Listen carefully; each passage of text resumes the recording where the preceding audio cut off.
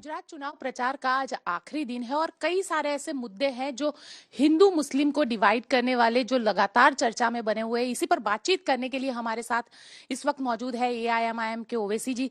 Sir, एक सबसे अहम मुद्दा जो इस वक्त सामने आया है वो असम के सांसद का बयान है, जिसमें बदरुद्दीन अजमल कह रहे हैं कि हिंदू जो लोग हैं उन लोगों को 18 साल में लड़की की शादी कर देनी चाहिए। नहीं, देखिए, ये मैं इस बारे में मैं नहीं कह सकता कुछ भी, इसलिए कि ये एक इंडिविजुअल पर्सनल चॉइस होता है हर एक इंसान का कि वो शादी कब करे, और फिर वो उन्हीं का चॉइस होता है कि वो कब अपनी फैमिली को माने औलाद पैदा करेंगे। तो ये एक इंडिविजुअल चॉइस है और ये चीज़ मैं नहीं बोल सकता। उनकी राय हो सकती है, मेरी राय यह है कि हर आदमी को, हर महिला को, उसके हस्बैंड को, उनको चॉइस है कि वो कब शादी करें ना करें, कब अपनी फैमिली को पैदा करें, औलाद को पैदा करें, ये उनका इंडिविजुअल चॉइस है। सर, इसे इंडिविजुअल चॉइस आप कह रहे हैं, लेकिन उनका ये कहना है कि वो 2-3 गर्लफ्रेंड रखते हैं, शादी नहीं करते, नाजायज रिश्ते रखते हैं और 40 साल तक शादी नहीं करते हैं। देखिए, बदरुद्दीन भाई जो बोले हैं वो वही समझा सकते हैं।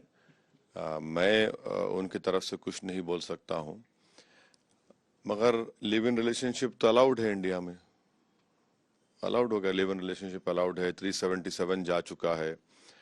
तो अब ये बदरुद्दीन भाई क्यों बोले हैं, किस कंटेक्स्ट में बोले हैं, क्या उनसे सवाल किया गया था, मैं समझता हूँ कि मुझसे ज़्यादा काबिल और बेहतर हैं वो उसका जवाब दे पाएंगे।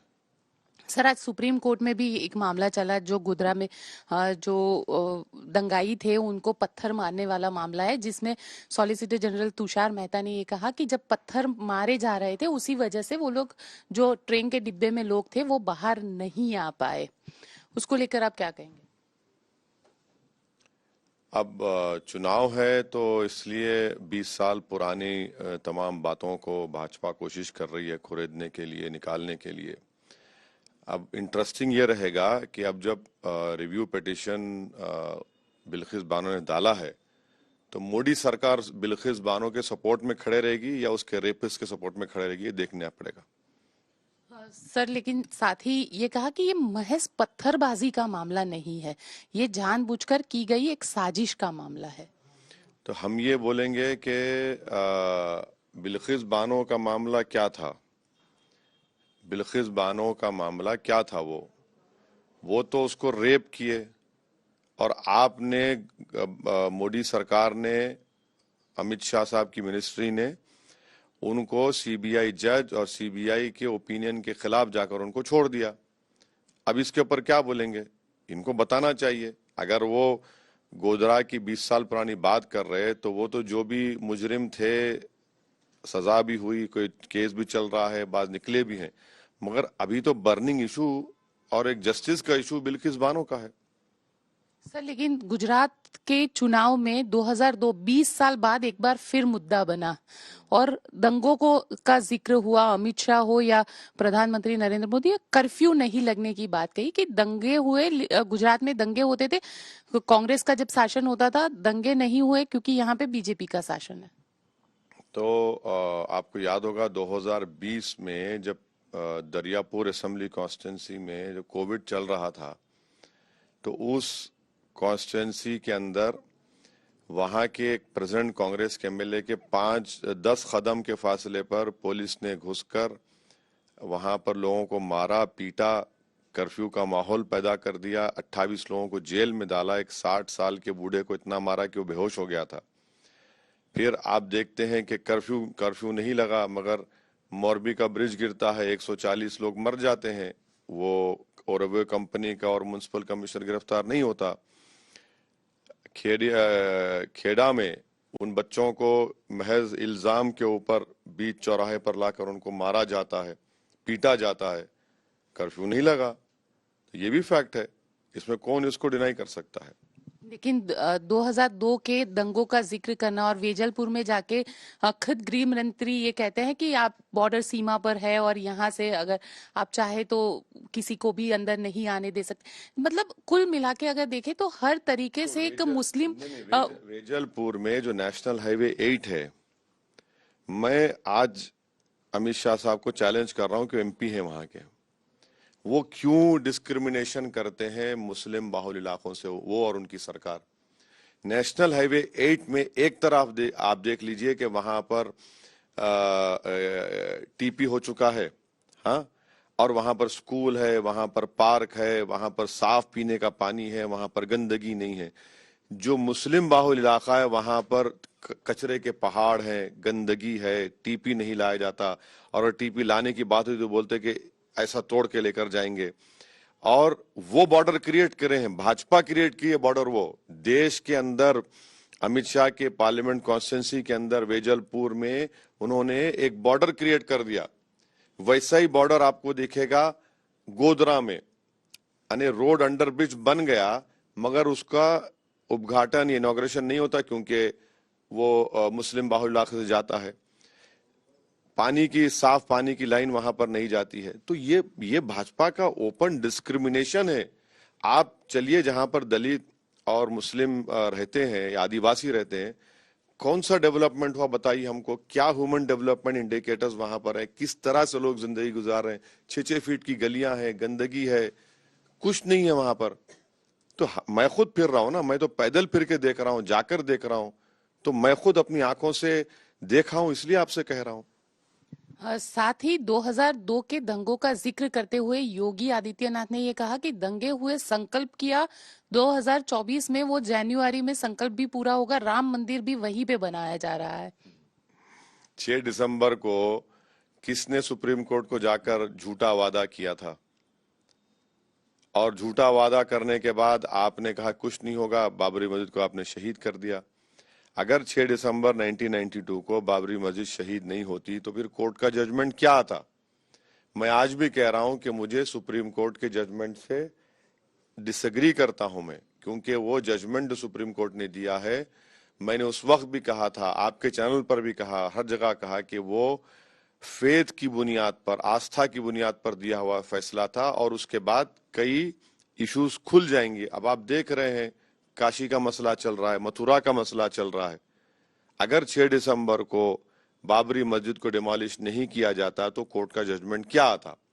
और अफसोस की बात यह है कि जब ट्रायल कोर्ट ने कहा कि कोई मुजरिम नहीं है उसका, भाजपा अपील भी नहीं करती उसके खिलाफ। लेकिन गुजरात के चुनाव में इस मुद्दे को लाना, आपको लग रहा है कहीं ना कहीं मुस्लिम तुष्टीकरण या हिंदू तुष्टीकरण की राजनीति? अच्छा, तुष्टीकरण की बात कर रहे हैं ना मैडम, मैं आपको गुजरात सरकार का डेटा देता हूं कि मुस्लिम तुष्टीकरण अपीजमेंट कितना हुआ है। Percentage of Muslim enrolment primary school में 8.81, आबादी है 9% के ऊपर। अपर प्राइमरी एनरोलमेंट है 8.57, और जब हायर एजुकेशन मुसलमान जाता है 2.89 हो जाता है। ये अपीजमेंट कर रहे हैं आप मुसलमानों का। और गुजरात के जेलों में अंडर ट्रायल जो है 9% आबादी है मुसलमानों की, तो 19% के करीब अंडर ट्रायल जेल में मुसलमान है। एम्प्लॉयमेंट में गवर्नमेंट कितने, 1% है। कौन सा अपीजमेंट हो रहा है? आप तो बर्बाद कर रहे हैं। अपीजमेंट हुआ ही नहीं, यहां तो आप बर्बाद कर रहे हैं सिस्टमेटिकली उनको, उनके महलों को, उनकी आबादी को। आप कोई सिविक कम्युनिटीज नहीं देते, स्कूल आपने पूरे बंद कर दिए मर्जर के नाम पर। और ये डेटा क्या है फिर बताइए? ये आपका ये अपीजमेंट है या आपका फिर डिस्ट्रक्शन है एक कम्युनिटी के लिए? लेकिन प्रधानमंत्री तो ये कहते हैं सबका साथ सबका विश्वास और 20 साल भरोसा की भाजपा सरकार। हम ये डेटा दे रहे हैं ना, ये डेटा दे रहे हैं। 8.81 मुस्लिम एनरोलमेंट प्राइमरी में, अपर प्राइमरी में 8.57 और हायर एजुकेशन में 2.89। ये झूठ है क्या? आप चलकर देखिए, जितने उर्दू स्कूल्स आपने मर्जर के नाम पे बंद कर दिए। वेजलपुर में अमित शाह कॉन्स्टिट्यूंसी में आपको बताते हैं कि फर्स्ट फ्लोर सेकंड फ्लोर पे स्कूल था, तो आपने कह दिया कि बिल्डिंग नॉट फिट, मगर नीचे कमर्शियल मलगी चल रही है। इतना डिस्क्रिमिनेशन आप करते हैं। कहां का सबका साथ सबका विकास? सब झूठ है ये तो डिस्क्रिमिनेशन है जो आपने क्रिएट कर दिया यहां पर। साथ ही एक जो मुद्दा सामने आ रहा है, राहुल गांधी ने अपने बयान में ये कहा कि जय श्री राम की जगह जय सिया राम जैसे जो नारे हैं वो आरएसएस बीजेपी को लगाने चाहिए। एक छोड़िए ना, गुजरात में चुनाव हो रहा है, मध्य प्रदेश में पैदल पैदल पैदल चल रहे हैं। यहाँ आना चाहिए था उनको, यहाँ लड़ना चाहिए था। आप चले गए, आप तो वॉक ओवर दे दिए भाजपा को यहाँ पर। आप जब पार्टी के इतने बड़े लीडर हैं अपनी पार्टी के, आप यहाँ पर है ही नहीं। आप तो कांग्रेस तो मैदान छोड़ के भाग गई गुजरात से, कुछ है ही नहीं यहाँ पर उनका। अब इस तरह का बयान दे रहे हैं, क्या क्या बोले जा रहे हैं। कभी किसी को बोलते एक्सरसाइज सिखाते हैं कैसे आरएसएस को रोका जाए, कभी ये कहते हैं। अब वो वही जाने वो क्या बोलते हैं क्या करते हैं, हम तो नहीं समझ सकते। वो कांग्रेस के कोई उनका जो स्पोक्स पर्सन होगा वही बतला पाएंगे कि वो क्या बोलना चाह रहे, क्या करना चाह रहे। ओवैसी जी, एक आपकी रैलियां होती है तो आपकी रैलियों में विरोध भी होता है। लोग जो है मुस्लिम बहुल इलाके में लोग आपको काले झंडे भी दिखाते हैं, गो बैक के नारे भी लगाते हैं। कम से कम मेरा नाम तो आ गया उनकी जबान पर, यानी हम उनके दिलो दिमाग में घुस चुके हैं। अब अगर हम कॉन्स्टिट्यूंसी में कैंपेन करते हैं तो आप एमएलए के घर के सामने से, कांग्रेस के एमएलए घर के सामने से जाते हैं तो एक तरफ पटाखे फूट रहे हैं, फूल बरसाए जा रहे हैं, तो ये बेचारे अपनी तकलीफ का इजहार कर रहे हैं, तो हमको कोई फर्क नहीं पड़ता। हमको कोई फर्क नहीं पड़ता। रिकॉर्ड दिखे, दरियापुर में यही एमएलए के घर के सामने 2020 में मुस्लिम महिलाओं को, गरीबों को पीटा गया था। उनको इतनी हिम्मत नहीं हुई कि घर से निकलकर उनको बचा सके, कुछ बोल सके। तो ये चलता है, डेमोक्रेसी है, मुझे इससे कोई फर्क नहीं पड़ता। चलिए ये बताइए, 14 कैंडिडेट आपने खड़े रखे हैं, 13 एक तो कैंडिडेट कांग्रेस ने खरीद लिया उसको, बेचारा जमीर फरोश निकला, तो 13 है। और हम लोग तो बहुत मेहनत किए हैं, हमारे कैंडिडेट्स भी बड़े मेहनत किए हैं, और बावजूद इसके कि कांग्रेस उन पर बहुत कोशिश की, उनको जो भी तरीके से, मगर वो लोग ठहरे रहे, मैदान नहीं छोड़े हैं। हम सब लोग मेहनत किए हैं, हमको उम्मीद है कि इंशाल्लाह ताला उनको कामयाबी मिलेगी। सर कितनी सीट देते हैं? 13 में से कितनी आएगी? देखिए, ये मैं सेफोलॉजिस्ट नहीं हूँ, नंबर 1, ना मैं जोशी हूँ, तीसरा कोई पॉलिटिशियन नहीं बोलता आपको ये बात। तो मगर हमको यकीन है कि जो मेहनत किए हैं, जो हमको रिस्पांस मिला है, जो मोहब्बत मिली है, हमको यकीन है कि इंशाल्लाह हमारे कैंडिडेट यहाँ से विधायक बनेंगे। सर कहीं ना कहीं वोट कटाओ पार्टी के तौर पर भी आपका नाम आ रहा है, क्योंकि जिस तरीके से जो पहले फेज में वोटिंग हुई है उसके बाद। सुनिए ना, 13 लड़ रहे हैं, 169 बचे हैं, जीत जाओ ना 169। हम इन प्यारों से कह रहे हैं, अरे भैया तुमको खैरात में छोड़ दिया मैं, 169 जीत जाओ ना, आप क्यों रो रहे हैं? कितना रोएंगे, कितना? ऐसी सीट पे आपने खड़े रखे जहां पे कांग्रेस को यहाँ पे मैक्सिमम वोट मिले। देखिए, अमेठी राहुल गांधी हार गए बगैर हम लड़े, हमारी वजह से हारे राहुल गांधी। अब बताइए आप कौन जिम्मेदार है? तुम आए, कांग्रेस के 16-17 एमएलए पिछले चुनाव में कांग्रेस से जीतकर भाजपा ज्वाइन कर लिए। गोधरा का इनका एमएलए वो भाजपा में चला गया और संस्कारी कहता है बिल्किस के लोगों को, रेपिस को। आप में कमजोरी है। मैं तो कह रहा हूं ना, 169 में छोड़ दिया हूं, 13 में लड़ रहे हैं। आपको पेट में दर्द क्यों हो रहा है? आप कितना रोएंगे, कितना जाके जाके मम्मी को, पप्पा को बोलेंगे कि ये देखो ये बच्चा डरा रहा है मेरे को? अरे छोड़िए, जमहूरियत है, मुझे किसी से इजाजत लेके लड़ने की जरूरत ही नहीं है। मैं लड़ रहा हूं, जनता तय करेगी। इतनी मोहब्बत जो हम देख रहे हैं, जो लोग मिल रहे हैं, बात कर रहे हैं, तो यही तो लोकशाही की, लोकतंत्र की खूबसूरती है कि हम भी मुकाबला करेंगे, आप भी मुकाबला करेंगे, भारत की जमहूरियत मजबूत होगी। अब आप 27 साल से भाजपा को जीत रही, तो आप जिता रहे हैं भाजपा को। आप मैच फिक्सिंग कर लिए क्या? कुछ सेटिंग हो गई आपकी मोदी से? क्या मोदी ने आपको चाय पिला दी जिसमें मलाई दूध ज्यादा थी? हैं? एक आप एमपी नहीं जीतता है मुस्लिम 84 के बाद से अब तक, क्या क्यों नहीं जीतता है? ये इनको सोचना पड़ेगा।